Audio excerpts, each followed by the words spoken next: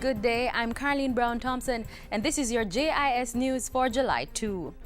1,200 new school spaces will soon be available to St. Catherine students as ground has been broken for the construction of the Cedar Grove High School in Gregory Park. The school will be the first built under the National Education Trust, a Government of Jamaica company.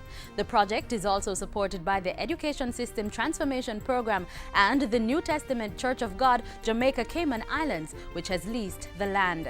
It is a fine example of other communities and partners to emulate, especially in this time when innovative ways have to be found to maximize the investment in education and our social infrastructure.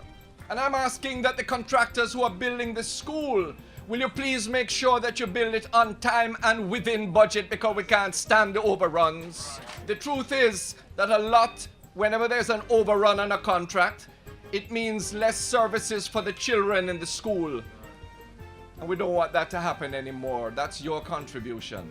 Funding for the $660 million project is being provided by the Inter-American Development Bank. HDB Construction has been awarded the contract to complete the school by next year.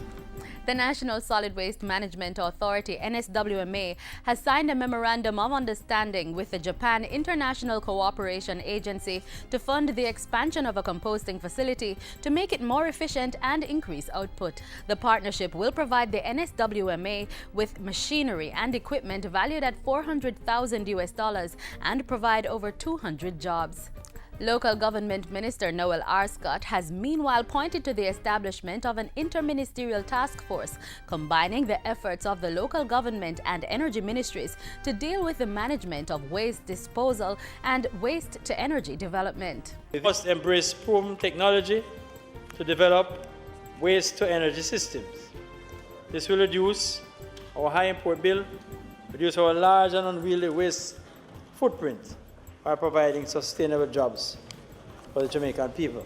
To that end, investors are being sought this year for the development of waste management sorting centers and the creation of waste-to-energy plants in at least 3 urban areas.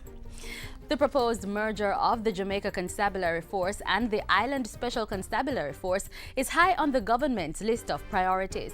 National Security Minister Peter Bunting reiterated the point a few days ago. He said this formed part of a policy response to national security issues, adding that this would involve a shift from a police force to a police service. It is critical for the police force to evolve because we are facing an evolving criminal element. Minister Bunting was addressing the 28th Annual Joint Central Conference of the Special Constabulary Force Association in Ocho Rios recently.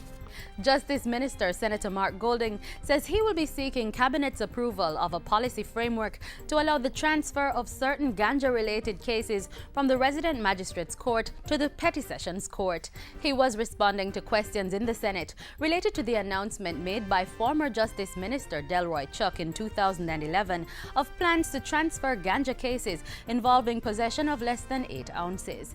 The move was to help free up the backlog in the RM Court and, with certain other provisions, allow these persons to eventually have their records cleared of the drug charge. Minister Golding says while he agrees in principle, the policy framework needed to be completed and research work to facilitate this is now close to finalization. And finally, 30 householders in the Operation Pride settlement of Wentworth Heights, St. Mary are now title holders. They are among several thousand Operation Pride householders that are to receive titles under a program being managed by the Housing Agency of Jamaica, HAJ. We are going to be issuing titles to the beneficiaries, the owners who have long occupied those lands. Meanwhile, HAJ Managing Director Joseph Shakir says over the coming months, the agency will embark on a program to provide institutional support to titled Operation Pride communities island-wide. Support that is designed to strengthen the governance capabilities of Providence societies and other community organizations. That's it for the JIS News today. I'm Carleen Brown-Thompson. Thanks for watching.